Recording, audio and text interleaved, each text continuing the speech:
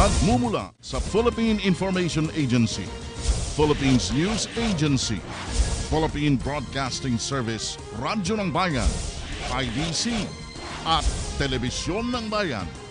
Narito ang Radyo Vision.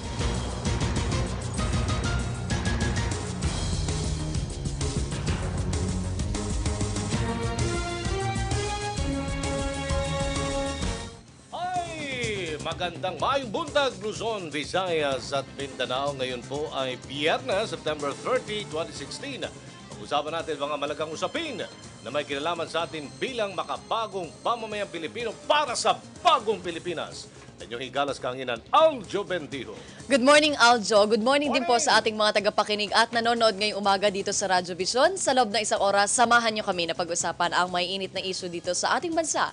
Live kaming napapanood ngayon sa PTV4 at IBC 13. Live streaming naman po sa www.ptvnews.ph at maaari niyo rin pong i-download ang aming PBS Radio app o PBS Rap sa inyong mga App Store. At kung gusto niyo naman po na makinig sa aming talakayan at pagbati, maaari kayong mag-text sa 0917-759-3041. Maayong buntag, Nindot nga Zarina. Maayong buntag. Yan, magandang Zarina. Thank you so much. Tuloy tayo mga kaibigan, tayo po'y nakikiramay sa pamilya po na iniwan ni Senator Miriam Defensor Santiago. Siya po'y pumanaw kahapon, 71 years old.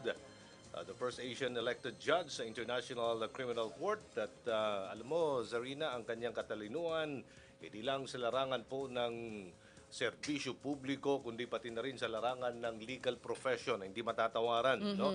Isang huwes, isang mambabatas, at ang kanyang dedikasyon sa kanyang profession, credibilidad, mga hugot lines ni Senator Santiago, na may libro nga siyang Stupid is Forevermore. The shining light sa larangan ng politika. Doon nga yung nagpahimok sa ating mga kabataan or mga millennials ngayon na maging idolo itong ating dating senadora dahil sa kanyang mga hugot lines. And aside from that, siya po ay tinaguri ang Iron Lady of Asia at syempre naging cover lang naman po siya ng naglalaki ang mga magazine like Times, New York Times, and New Heralds. Yan, shining light sa larangan ng politika. Yan pong pwede nating ma-describe si dating Senator Miriam Defensor Santiago. Ang kanyang mga labi po ay nandyan po, nakalagak ngayon sa Immaculate Conception College Cathedral of Cubao, Quezon City. And I understand kagabi, nagkakaroon na ng public viewing sa lahat ng mga kababayan nating nais, no? Huling tumingin sa mga labi ng mahal nating Senadora Miriam Defensor Santiago na siyang tumakbo. Ilang beses man tumakbo si Senator Miriam? Tatlong beses. Tatlong beses. Tatlong beses. Okay, dalawang taon sa pagkikipaglaban sa sakit na lung cancer, tumakbo pa siya, no, last election. At dahil nga sa kanyang karamdaman, siya yung pinakahuli, no. Pero ang daming bumoto sa kanya mga estudyante. It is because nakuha niya yung puso ng mga estudyante, no. Dahil sa kanyang katalinuhan, itong hugot line siyang galing niya ni Senator Miriam Defensor Santiago. Again, ang aming pong pagkikiramay sa pamilya pong iniwan ni Senator Miriam Defensor Santiago. Okay! Sex video ni Biglang ganun. Sex video ni Senador Laila de Lima. Posible mo nung ipalabas dyan sa mababang kapulungan bilang ebidensya in aid of legislation. Klaruhin natin to in aid of legislation inquiry. Sa pagpapatuloy po, ulitin natin ang pagdinig sa investigasyon sa mababang kapulungan sa di umano'y kalakalan ng illegal na droga. He who alleges, who accuse has the burden of proof. Ibig sabihin yan, kung ang DOJ ang nag-allege, nag-akusa, na talagang may kaugnayan si Senadora Laila de Lima at ang kanyang driver na si Ronnie Dayan, eto maganda. Pero, pagbobotohan pa yan, pagdedesisyonan pa yan ng House Justice Committee sa pangunguna ni Chairman Ray Umali, Congressman Ray Umali. At sinasabi dito ni House Speaker Pantaleon Alvarez, baka pwede kasi nga fact-finding in aid of legislation lang naman at hindi yan criminal proceedings. But then maraming tumaas ang kilay talaga nung sa pagpayag ng ating House Speaker na ipalabas itong sex video. Ngayon for me, sa akin lang, yan, sa'yo. bilang babae, diba, parang ang hirap naman na gano'n, ipapakita yung sex scandal mo with alleged na driver-lover niya. Nang wala pa namang patunay na siya talaga. Dahil may question pa po sa authenticity Yes. nitong video. And maaaring i-highlight natin ngayon sa isang sa Inquirer, meron isang source na nagpadala ng video at nagsasabi na isa itong peke. At dahil blurry yung itsura ng babae, it looks like si Senator Leila de Lima. But then kung ang in aid of legislation hearing sa Congress is about proliferation ng drug trade sa Bilibid, para sa akin, para hindi na yun kailangan para patunayan pa yung pinaka-purpose nitong hearing na to. Kasi nais silang malaman, si Ronnie Dayan, Kung di meron umano silang- ang nangungulekta ng pera para sa ganon. Doon galing yan sa drug money upang bumuo at makapangalap ng pondo Correct. para tumakbo sa pagka-senador si Senator Leila de Lima noong panahon niya.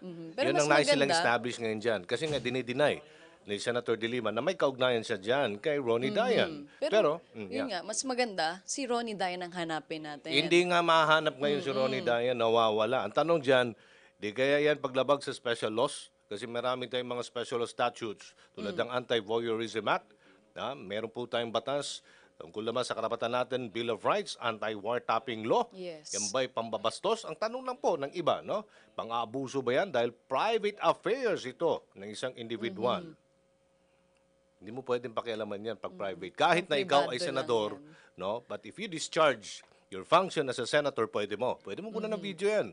Pero pag pribadong bagay na hindi ka naman nagdi-discharge, hindi ka gumagamit ng pera ng bayan, hindi mo pwedeng kunan ng video yan.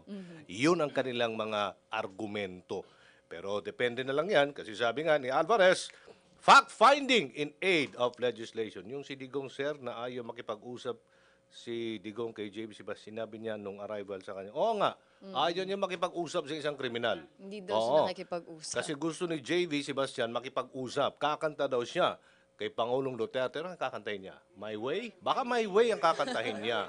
Okay, sige, kumanta ka ng My Way. Alam mo, takot na siya talaga sa life niya dahil sa nangyaring rayo talaga sa Bilibid kahapon. And kahapon nga, hindi na siya nag-request na transfer sa Asia na medical hospital. Yes. Nanatili na lang siya doon sa Muntinlupa Medical Center. Ang gusto na lang, as per his abogado, is malipat siya ng building or mula sa Building 14, malipat siya ng ibang quarters dahil sa takot niya sa buhay. And once na nakausap niya si Pangulo, wala siyang hihingin kahit anong condition, even yung immunity. Yan. Okay, tuloy-tuloy tayo. Ayaw pagbinuang sa Bisaya.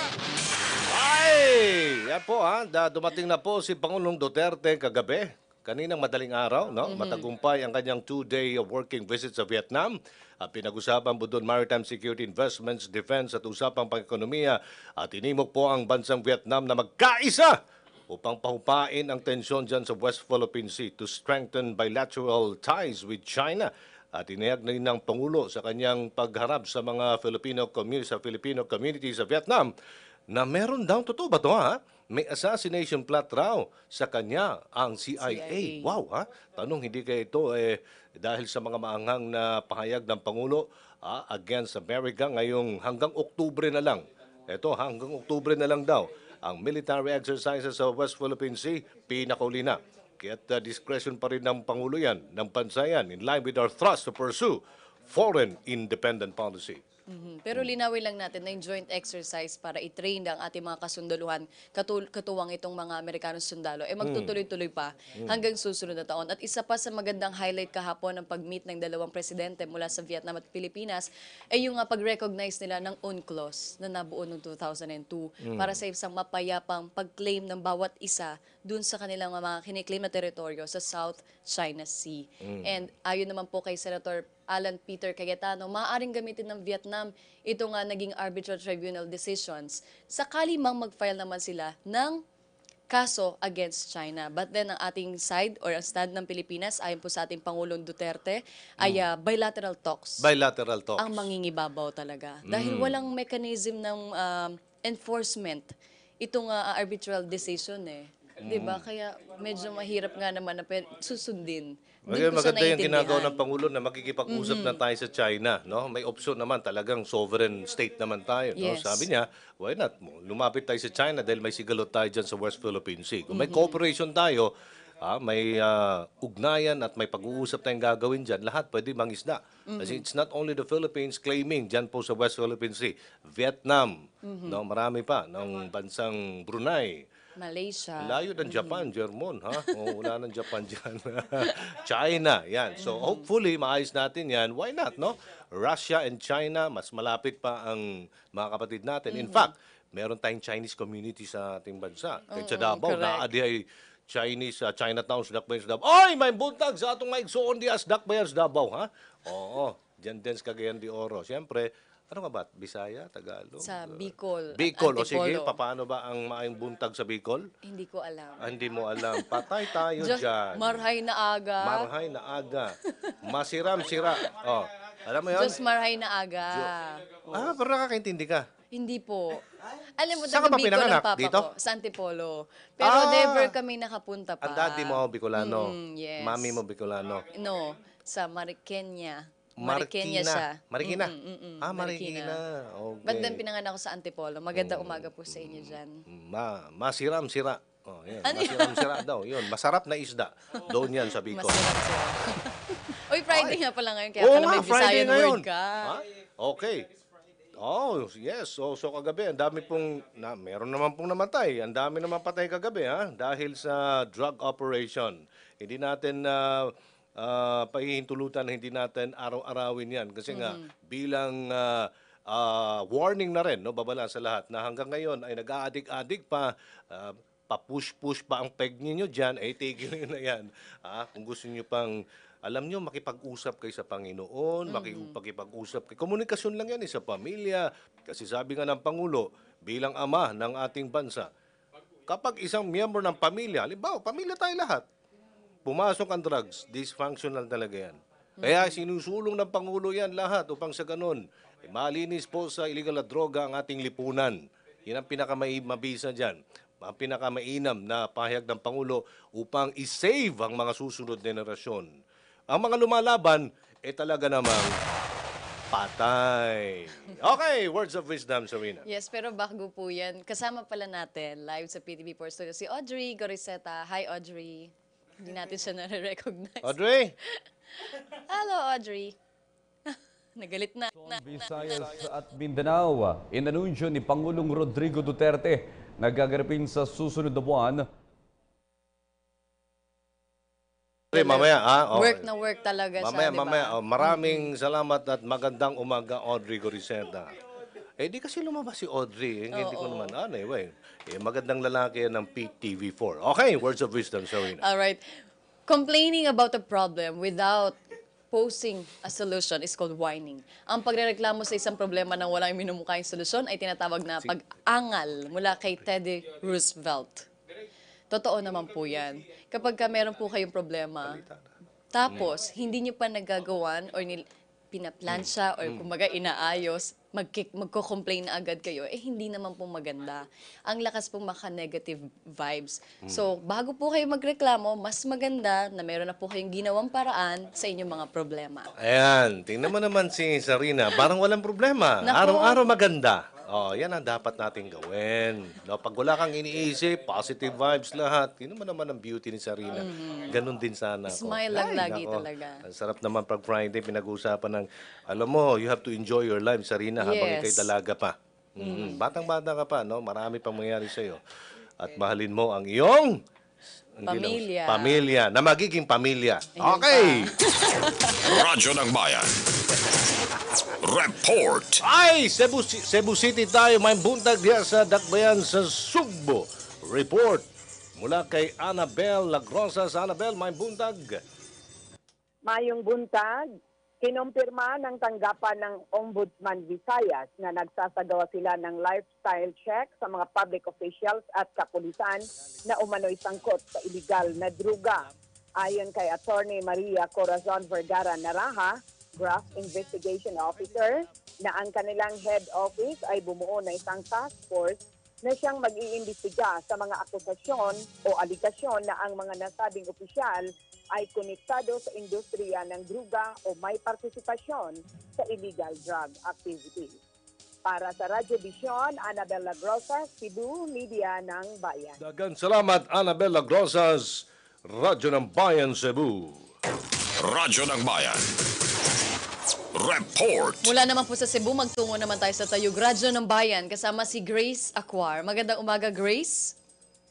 umaga, kasamang Zarina at kasamang Aljo. Pinahayag ni Rogelio Del Rosario, Director 2 ng CSC Field Urdaneta Office na itadaos ngayong Setyembre 30 ang culminating activity ng 116th Philippine Civil Service Anniversary Month na may temang Sigaw ng Lingkod Bayani, malasakit para sa taong bayan, kapwa kawani at kalikasan.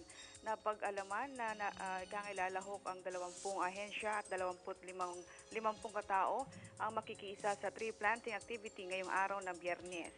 Isasagawa ang region-wide simultaneous tree planting activity ng 5 field offices sa Region 1 at napag-alaman din na nasa 4,500 seedlings ng bamboo propagules ang itatanim sa kahabaan ng Agno River sa bayan ng Santa Maria, Pangasinan. Ito ay pangunahan ni 6th District Congresswoman Marlene Primicias Agabas, Association of Regional Executives, LGU Santa Maria at Centro Urdaneta. Ito anya ay matuturing na ceremonial tree planting at meron ng nakahanda at nakalaang espasyo sa bawat ahensyang lalahok. Kaugnay nito, nakatakdang pumasok sa Memorandum of Agreement ang Senro, DNR at CSC para masustina at malagaan ang mga itatanim na kawayan. Mula para sa Radyo Vision, Grace Acquar ng Radyo ng Bayan Tayug, Media ng Bayan. Maraming salamat, Grace Acquar. Radyo ng Bayan. Report. Report naman mula dyan sa Zamboanga, Danny Macasantos. Danny, may buntag. Muchas gracias y buenos días, Aljo y Sarina. Inanunsyo ng Philippine Ports Authority ng lungsod na inaasahan nila na matapos na ang 13 milyong na peso bagong terminal building sa loob mismo ng Pantalan na tinatawag nilang Traveler's Hub bago matapos ang taong ito. Ayon sa PPA General Manager na si Engineer Liberto de la Rosa, ang bagong Traveler's Hub na ito ay magsisilbing lugar para sa mga pasaherong galing at papuntang Malaysia. Dagdag pa ni De La Rosa, kompleto ang pasilidades sa bagong Traveler's Hub na ito, kabilang na ang X-ray metal detector, air condition units at mga bagong installed CCTV cameras na kinakailangan upang mas masiguro ang seguridad ng bawat pasahero sa loob ng Pantalan. Ayon din kay De La Rosa, umabot ng 400 na katao ang kapasidad o pwedeng i-accommodate ang terminal building na ito at may dagdag pa port police sa loob para sa kapaganang lahat. Ang bagong Traveler's Hub ay magkatulong sa magbigay ng magagandang serbisyo ng PPA sa mga pasahero at inaasahan pa na dadami ang pasahero sapagkat nalalapit na ang Kapaskuhan. Mula rito sa Radyo ng Bayan Zamboanga para sa Radyo Vision, Danny Macansantos, Media ng Bayan. Maraming salamat, Danny Macasantos, Radyo ng Bayan Zamboanga. Radyo ng Bayan. Report. Alright, at ito na po, puntahan na natin, totoo na to, live sa PTV4 Studio, si Audrey Goriseta. Magandang umaga, Audrey. Hello, Audrey.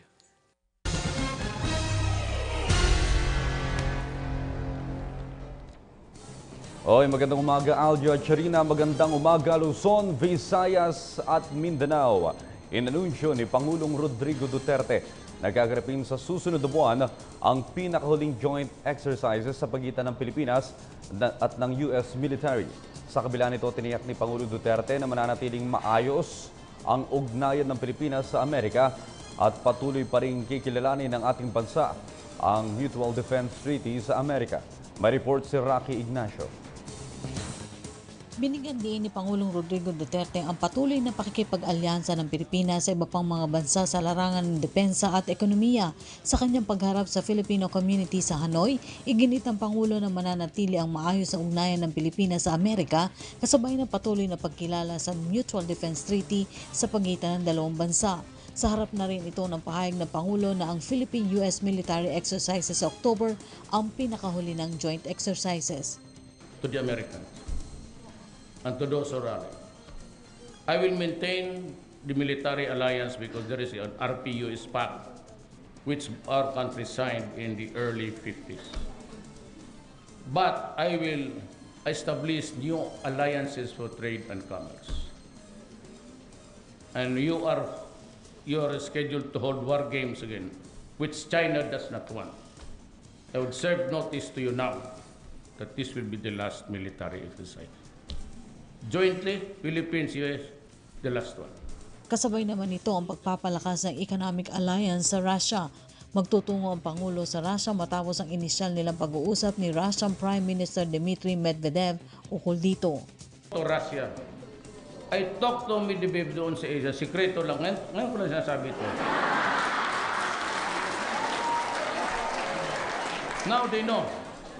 Kalaban nilang Russia, sabi ko that I expect, by the way that things were evolving in that summit, I knew that, it's something that's not, so siniguro ko na. Sabi ko, Mr. Prime Minister, I always wanted to ask for your help. They might touch the economy, they might do something. I know because that is what they do of countries that are really weak and under their control. Sabi ni Medvedev, visit Russia and we will talk for money. Makikipagdialogo rin ang Pilipinas sa China at hindi hahantong ang relasyon sa paglalapan ng tensyon. Paliwanag ng Pangulo, ang pakipag-usap sa China ay hindi mangangahulugan ng pagsasaisang tabi sa nauna ng paborableng desisyon ng UN Arbitral Tribunal sa Bajo de Masinloc. Hindi tayo pwede because there are only two. Either we go to war or we talk. Hindi natin kaya ang China. Sasabi ko even with the help of America. So, we talk. Sabihin mo sa akin, Duterte, you are abandoning now the award. You are not forgetting that there will always be a time to reckon the thing with. When that time comes, sabihin ko sa China, ito yung amin. I will talk to you, but I will not go out of the four corners of this paper. Pero it is not the time to die. I am not ready to commit the soldiers of this country just to be massacred. Para sa PTV News, Rocky Ignacio, Hanoi, Vietnam. Samantalang napagkasunduan ng Pilipinas at Vietnam na palakasin pa ang kooperasyon sa larangan ng maritime security at trade and investment sa naganap na bilateral talks ni na Pangulong Rodrigo Duterte at Vietnamese President Tang Dai Quang. Inimbitahan din ni Pangulong Duterte ang mga negosyante na tignan ang potensyal ng Pilipinas pagdating sa pamumuhunan. Nagbabalik si Rocky Ignacio. Formal na pinakaluban si Pangulong Rodrigo Duterte ng welcome ceremony sa Presidential Palace dito sa Hanoi, Vietnam, kaugnay ng 2 araw na official visit. Alas 11:20 ng umaga oras sa Manila o alas 10:20 oras dito, formal na tinanggap ang Pangulo ni President Tran Dai Quang.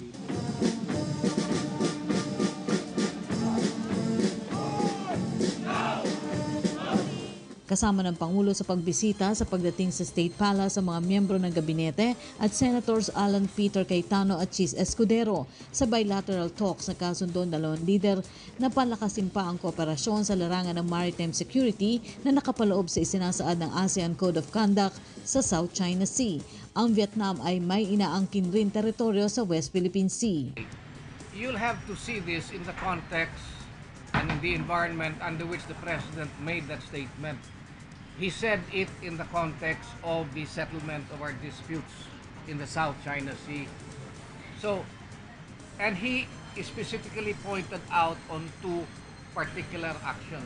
One is engaging in joint patrols with the United States, for instance, in the South China Sea that is outside our territorial boundaries, outside the 12-mile territorial limit, where he said that there should be no joint patrols of these areas if we are trying to protect ourselves from encroachments in our exclusive economic zone or in our entitlements under the EEZ.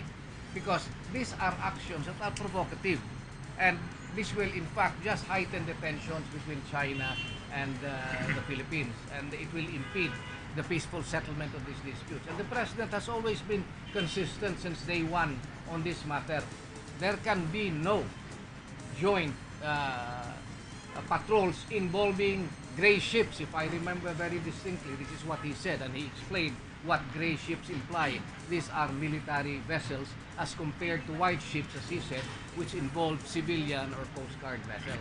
Bahagi rin ng pulong ang ibayo pang pagpapalakas ng tulungan sa larangan ng trade and investment. Inimbitahan ng Pangulo ang mga negosyante dito na silipin ang potensyal ng Pilipinas sa pamumuhunan.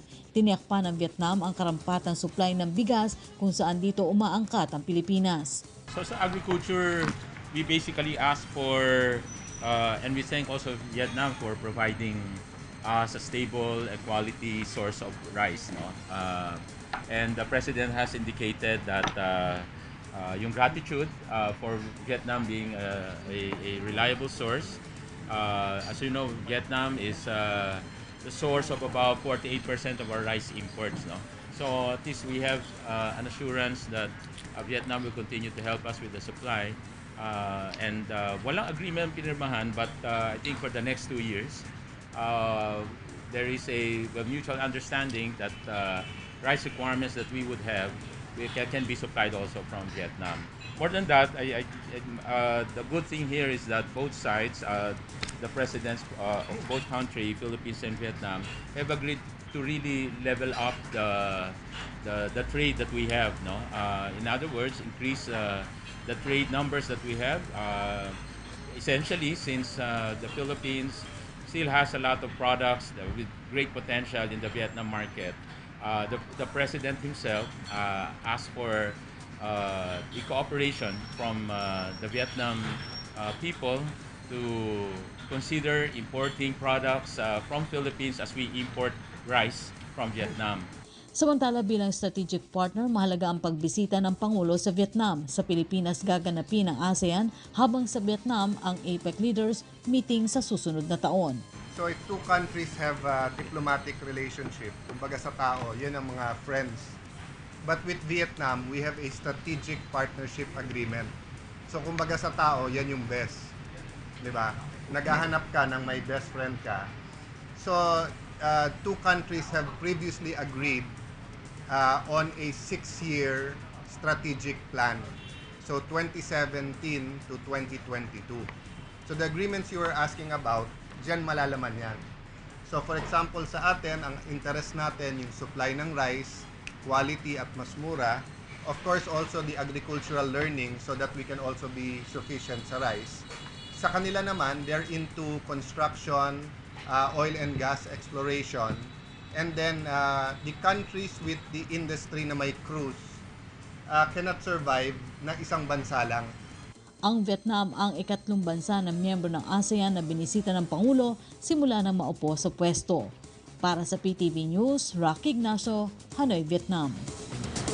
Sa iba pang balita, 4 na katao ang itinuturong suspect sa nangyaring riot sa loob ng New Bilibid Prison na ikinasuwi ng Chinese drug lord na si Tony Ko at ikinasugat ng iba pang high-profile inmates. Ayon kay PNP Chief Ronald Bato de la Rosa, nais niyang maipadala sa Campo Crame ang mga suspect para doon kuhanan ng kanilang testimonya. May report si Sweden Velado. 4 ang itinuturong suspect ngayon sa naganap na riot nitong Miyerkules sa loob ng Bilibid kung saan napaslang ang high-profile inmate na si Tony Ko at sugatan naman ang 3 pang sina Peter Ko, Vincent C. at JB Sebastian. Base sa inisyal na ulat ng PNP, initially, yung tinatanggap natin na version doon is yung version na sinasabi ng DOJ which was contained in the report of the Bucor.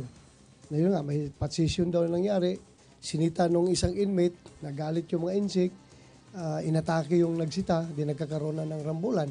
Ngayong umaga, kausap ko yung director ng CIDJ, itry namin na makuha yung 4 doon na suspects, kung pwede madala dito sa Krame para doon namin kunan ng testimonies nila kung para malaman talaga yung katotohanan. But wino-work out pa nila ngayon ng director ng CIDG.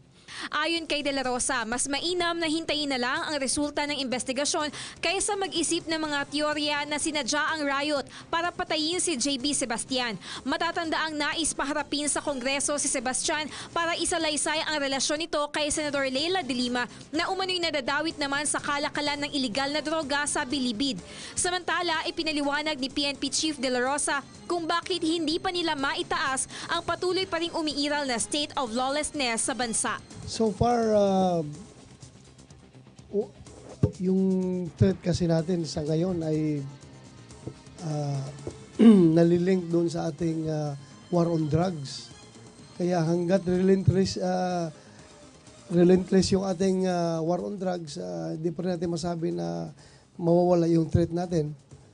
So, as of now, I cannot give advice to the President na i-lift yung state of lawlessness. Muli namang pinaalalahanan ni De La Rosa ang mga pulis na huwag masangkot sa iligal na droga kung ayaw nilang maoplan tokbang. Right away, kinakanda ka ng kuwan yun, ng investigation ng ating Internal Affairs Service. Hindi na itutukhang. Pulis na yun eh. Bakit pa itutukhang yun? Dapat tokbang na yun, tokbang. Katok tapos bang. Dapat gano'n na yun. Mga pulis yun eh, dapat matino sila, hindi sila dapat involved sa drugs. Para sa PTV News, Sweden Velado. Samantala, labi ni dating Senador Miriam Defensor Santiago nasa Immaculate Conception Cathedral of Cubao na. Ang ulat mula kay Julius Disamboron. Patuloy ang pagdagsa ng mga nagdadalamhati at nakikiramay sa pagpanaw ni dating Senadora Miriam Defensor Santiago. Unang gabi pa lamang ng burol dito sa Cathedral Grottos Immaculate Conception Church, Cubao, Quezon City, halos hindi maubos ang pila ng mga nagnanais makakita sa labi ng dating mambabatas. Ayon sa kampo ng Senadora, naglaan sila ng pagkakataon para sa mga taga-suporta at nagmamahal kay Santiago na masilayan siya sa huling pagkakataon. Naglaan na din ng espasyo ang pamilya para sa pila ng public viewing. Everybody is welcome. Inaayos po namin na lahat makakita. Please just be mindful of what the instruction would be. Isa-isa ding nakiramay ang ilan sa mga kaanak, malalapit na kaibigan at nakatrabaho ni Ginang Santiago. Kabilang sa mga namataan ng PTV News, sina Ilocos Norte Representative Rodolfo Pariñas, Quezon City Representative Feliciano Belmonte Jr. at Taguig City Representative Pia Cayetano. Kumari ko yan eh. I was the godfather in the baptism of their late son. Her loss is not only their loss but the loss of all of us. I worked with her for 12 years and si Senator Miriam was more than a colleague to me. She was really a mentor in many ways, no? A life mentor. Hindi din pinalampas ni dating Senador Bongbong Marcos ang pagkakataong makadalaw sa burol ng namayapang senador. Dito ay inalala niya ang mga sandali noong nabubuhay pa si Santiago. Maaalalang si Marcos ang naging vice presidential candidate ni Santiago nitong nagdaang eleksyon. Mabutit naman naramdaman na siya isang kasama, hindi lamang sa pagkakaibigan, kung hindi sa trabaho pati. At napakalaking karangalan ng kanyang ibinigay sa akin na pagpili niya sa akin na maging vice president niya sa nakaraang kampanya at halalan. Marami namang matalino sa serbisyo publiko, pero nagagawa niya ng simple at iniisip niya lagi masyadong malalim itong pinag-uusapan. Ano ba talaga ang mararamdaman ng pangkaraniwang mamamayang Pilipino dito sa ating ginagawa? Lahat ay nabigla sa pagpanaw ng Senadora. Huwebes ng umaga nang kumpirmahin sa ulat ni Attorney June Santiago, asawa ng Senadora, ang payapang pagkamatay nito habang natutulog at nakakonfine sa St. Luke's Medical Center, Global City, Taguig. Nakilala si Santiago dahil sa kwela niyang jokes, pati mga pick-up lines na patok sa mga kabataan. Tinagurian din siyang Iron Lady of Asia dahil sa angking katapangan at hakbang kontra korupsyon. Nagsilbi na din siya sa 3 sakay ng pamahalaan. At hanggang sa huling sandali, naging laman pa din si Santiago ng social media mula sa mga alaala na iambag hanggang sa mga katagang paalam, Senator Miriam. Isa siya sa mga nag-inspire sa akin sa lahat-lahat. Sa maraming bagay. Isa po kami sa mga volunteer nung nangangampanya siya. Naalala ko rin po yung sa campaign din namin, kasama po namin sila doon. Kahit yun lang po sa maliit na paraan, doon lang po namin siya mapasalamatan sa ilang taong ginugol niya para lang po paglingkuran ng bansa. Itinakda naman sa linggo, 2 ng Oktubre ang huling misa para sa senadora na susundan ang libing nito sa Loyola Memorial Park sa Marikina. Para sa PTV News, Julius de Sammoron. Nagpaabot naman ng pakikiramay si Pangulong Rodrigo Duterte sa pagpanaw ni dating Senadora Miriam Defensor Santiago. Inilarawan ng palasyo si Santiago bilang shining light ng Philippine politics kahit hindi malilimutan ng bansa ang natatanging karera sa politika ng dating senadora. May report sa Sweden Velado. Lubos na ikinalungkot ng marami sa ating mga kababayan ang pagpanaw ni Senador Miriam Defensor Santiago. Nakasaad sa inilabas na pahayag ng palasyo na isang pabihirang marka ang iniwan ng mambabatas dahil sa matagumpay nitong karera sa politika. Nakilala ang senadora sa tapang nito kaya nga't binansagan siyang Iron Lady of Asia. Hindi malilimutan ang pagiging constitutionalist ni Senador Miriam na naging advokasya ang pagrespeto sa bisig ng batas. Payapang pumanaw ang senadora sa edad na 71 sa sakit na stage 4 cancer. Senator Miriam Defensor Santiago passed away this morning. She died peacefully in her sleep at her residence in La Vista. She was a shining light in Philippine political annals for her sharp legal mind, uncompromising stand, and acid humor. Ayon sa palasyo, bukod sa pagiging politiko, nagsilbi ring inspirasyon sa maraming mga kabataan si Santiago. She had a profound influence on millennials and the youth, constantly challenging preconceived notions, both political and social. Her passing also signals the passing of an era of politicians with wide-ranging intelligence and the courage to express their true convictions. We condole with family and friends. Para sa PTV News, Sweden Velado. Sa iba pang balita, nadiskubre ng Highway Patrol Group o HPG na ang mga convicted carjacking suspects sa Bilibid na sina Roger at Raymond Dominguez ang nasa likod ng mga serye ng mga carnapping sa Luzon o rentangay modus. Kinumpirma mismo ng HPG na sila mismo ang nagmamando ng mga serye ng carnapping at maging sa pagpatay ng mga drivers. Ayon kay HPG Special Operations Division, Administrative Officer Senior Inspector Jem Delantes, nagpapanggap ang mga suspect na mga customer sa mga nagpaparenta ng sasakyan. Oras na makuha nila ang sasakyan ay sa kanila papatayin ang driver at ibebenta sa mababang halaga. O di kaya ay chap-chap nilang ibebenta ang ilang parte ng sasakyan.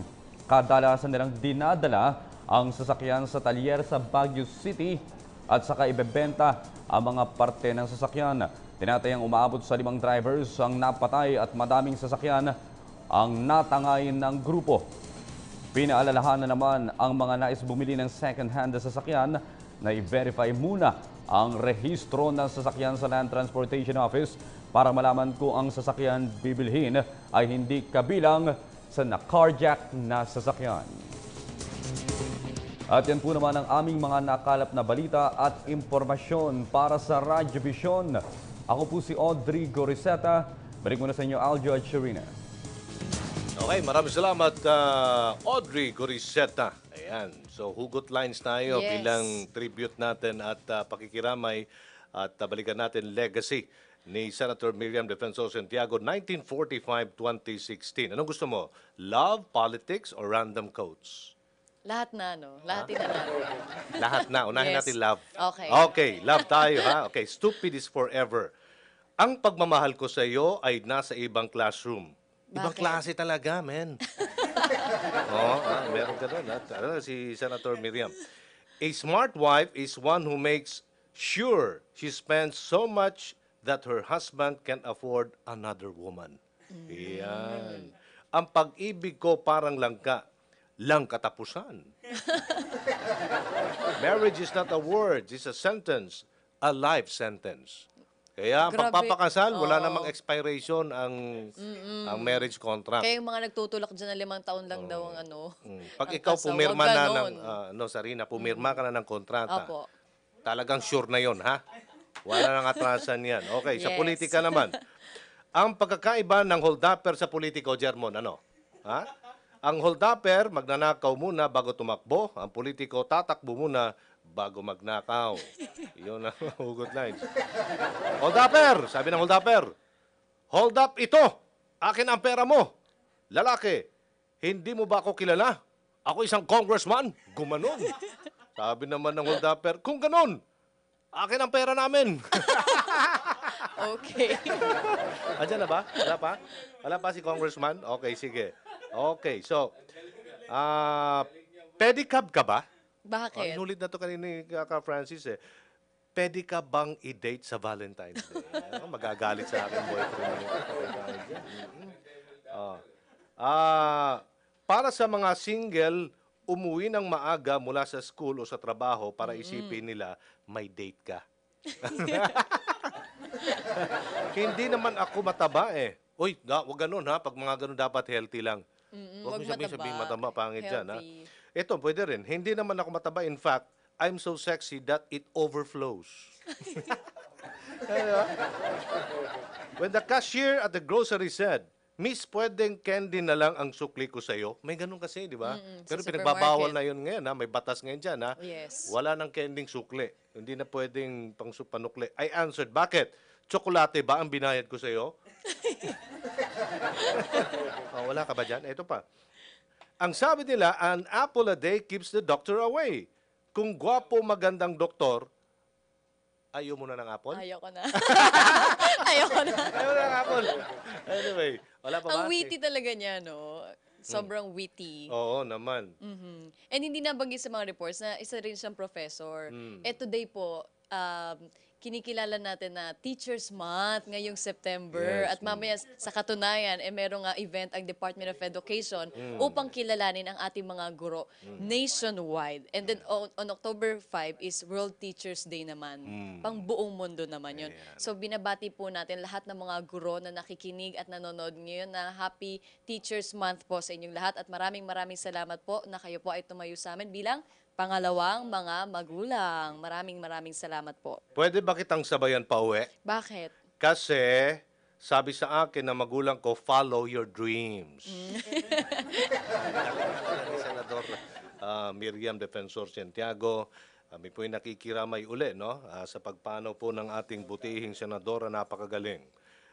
Matalino, katalinuhan niya, hindi lang sa larangan ng serbisyo publiko, bilang politiko, kundi pati na rin sa larangan po ng legal profession. Okay, nasa linya na po. Weather muna tayo mga kaibigan. Kasama si Juliet Karangian. Juliet, good morning. Magandang umaga rin sa iyo, Aljo at Sarina. Magandang umaga, Pilipinas. Narito ang pinakahuling ulat sa lagay ng ating panahon. Update muna tayo sa Tropical Storm Chaba na nasa labas ng Philippine Area of Responsibility. As of 4 a.m. huli itong namataan sa layong 1,815 kilometers silangan ng Luzon. Taglay ang lakas na hangin na 85 kilometers per hour at pagbusong 100 kilometers per hour. Tinatahak ang direksyong kanduran sa bilis na 22 kilometers per hour. Ayon naman kay Pag-asa weather forecaster Meno Mendoza, inaasahang papasok na sa Philippine boundary bukas pero maliit naman ang tsansang maging ganap na bagyo. Dito naman sa loob ng ating Philippine boundary, huling namataan ang low pressure area na sa layong 200 kilometers northeast ng Apari, Cagayan. Paigtingin naman ito ang southwest monsoon na nakakaapekto sa buong Luzon. Kaya posibleng maranasan pa rin ang maulap na kalangitan na may katamtamang mga pag-ulan, pagkidlat at pagkulog sa Metro Manila, nalalabing bahagi ng Luzon at western Visayas. Bahagya hanggang sa maulap na kalangitan na may pulo-pulong pag-ulan, pagkidlat at pagkulog ang iiral sa nalalabing bahagi ng bansa. Alamin naman natin ang agwat ng temperatura sa iba't ibang bahagi ng Pilipinas. Unahin natin sa Luzon, dito sa Metro Manila, asahan ang maulap na kalangitan na may tsansa ng pag-ulan, pagkidlat at pagkulog. Agwat ng temperatura naglalaro mula 24 hanggang 30 degrees Celsius. At sa Baguio City naman, bahagyang mababa ang temperatura mula 16 hanggang 22 degrees Celsius. At sa Tuguegarao City ay nasa 24 hanggang 31 degrees Celsius. Dumako naman tayo sa Visayas. Sa Tacloban ay asahan ang generally fair weather condition, agwat ng temperatura mula 25 hanggang 31 degrees Celsius. Pero paghandaan sa Iloilo, Bacolod at gayon din sa Metro Cebu ang maulap na kalangitan na may tsansa ng pag-ulan, pagkidlat at pagkulog. Agwat ng temperatura mula 24 hanggang 33 degrees Celsius. Dumako naman tayo sa Mindanao. Generally fair weather condition ang mararanasan sa Cagayan de Oro, Metro Davao at Zamboanga City. Agwat ng temperatura hindi tataas sa 32 degrees Celsius. At yan ang latest sa lagay ng panahon para sa Radyo Vision. Ako si Juliet Carangyan mula rito sa Pag-asa, Media ng Bayan. Salamat si Juliet Karangian para po sa ating weather. Habang inaantay natin mga kaibigan, ang telepono, no? Natawagan natin si Congressman Ray Umali. Pag-usapan natin sana, tatanungin natin kung anong desisyon. Magkakaroon ba ng desisyon para ipalabas ang sex video sa susunod na pagdinig? Yes, October 5 October yan sa 5. Kongreso. Anyway, so ikalawang bulusok si Guada ng ating mga balita sa labas po ng himpilan. Unahin natin, Radyo ng Bayan Naga, Jane Betito. Jane, magandang umaga. Legazpi City Airport magkakaroon na ng capability para sa night operations. Ayon sa Civil Aviation Authority, maaari nang mag-operate ang naturang airport simula alas 5:30 ng umaga hanggang alas 9:30 ng gabi simula sa papasok na buwan ng Oktubre. Ngunit sa kabila nito, ang Cebu Pacific lamang ang nagpahayag ng interes na magkaroon ng night flights papunta sa Maynila at magsisimula ito sa Enero pa ng susunod na taon. Ang schedule ng flights nito papuntang Maynila sa gabi ay alas 8:05 at alas 9:15. Sa panayam sa ilang pasahero, merong nagpahayag ng pag-aalinlangan sa kaligtasan ng paglipad ng eroplano mula sa Legazpi Airport kung gabi.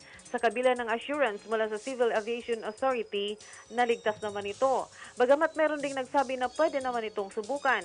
Maalalang matagal nang ninanais ng mga lokal na opisyal ng lalawigan ng Albay ang upgrading ng airport sa gitna ng pagkakaantala ng Bicol International Airport sa Alobo, Daraga, Albay. Para sa Radyo Vision, Jane Betito sa DWRB Naga, Media ng Bayan. Maraming salamat, Jane Betito, Radyo ng Bayan, Naga. Radyo ng Bayan. Report.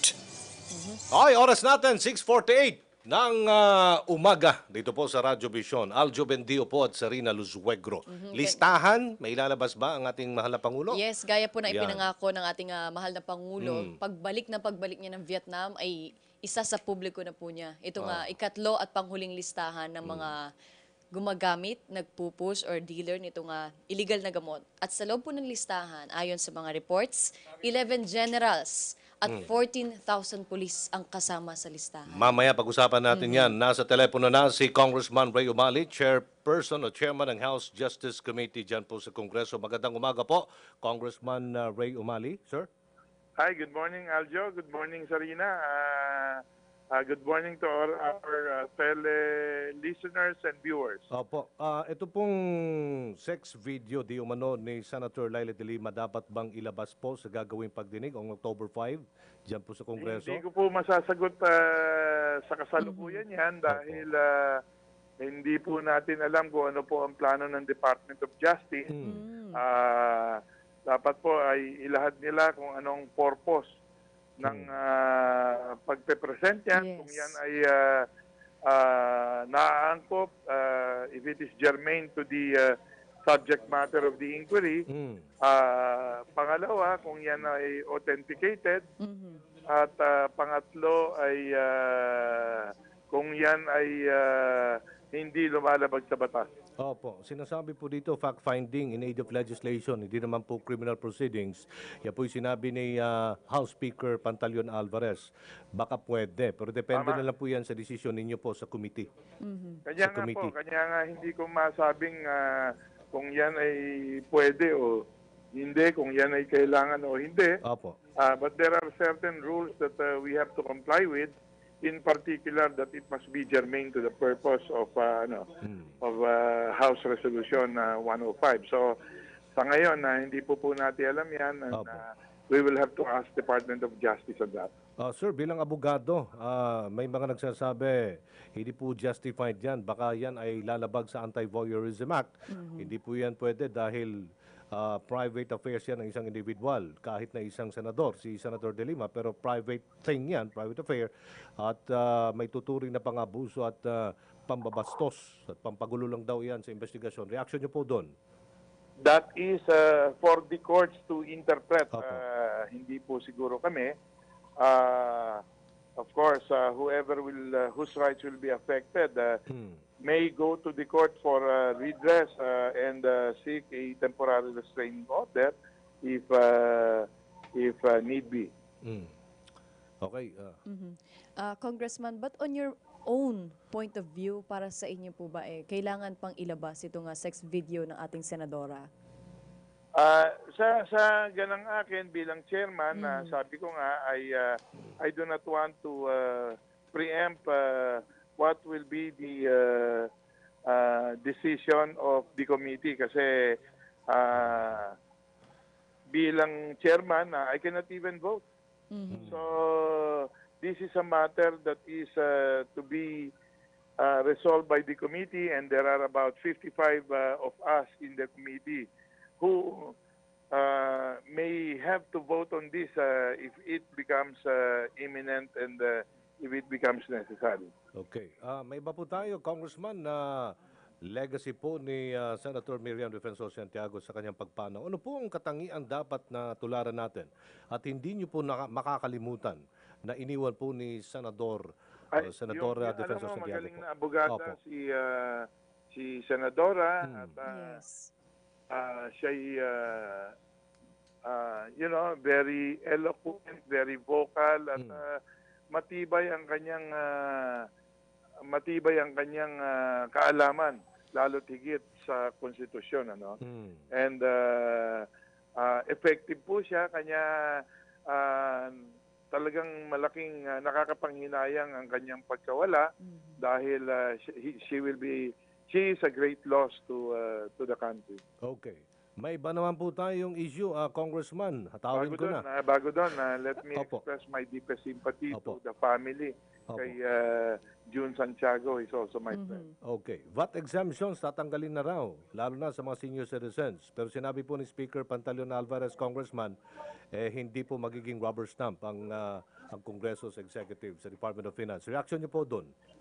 Nako, pasensya ka na. Hindi ako naka-tune in sa mga tax matters because dito ako naka-focus. But anyway, ako, whatever it is that will be best for the people, nandun po tayo. Kung ano yung makakagaan kasi anyway, babalik din naman sa gobyerno ito pag ito ay ika nga napakinabangan ng taong bayan, we will increase their purchasing power.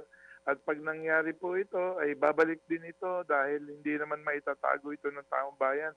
Dahil kailangan din nila yung mga commodities na bibili nila once yung kanilang pera ay magkaroon sila ng mga tax breaks because of these tax measures. So anything that will be good for the people will be good for the economy and for the country. Maraming salamat, Congressman Ray Umali, ang chairman po ng House Justice Committee dyan po sa House of Representatives. Good morning po, sir, uli. Thank you, Aljo and Sarina for this opportunity.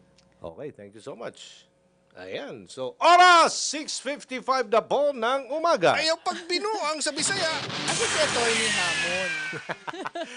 Umuwi kanina, launa ng madaling araw. So sabi niya, tawagan na lang daw siya sa telepono. So Hamon Bendijo right after Radyo Vision. Wow, kahit telepono na lang si Atty. Hamon. So ano pag-usapan niyo mamaya? Pag-usapan siyempre itong sex video daw ni Senadora De Lima na pwede ilabas dyan. Diyan mo napanood mo na ba? Hindi kaya. Anyway, yan. At saka yung epekto ng riot. At saka, siyempre, itong legacy na iwan ni Senator Senator Miriam Defensor Santiago na pumanaw po kahapon.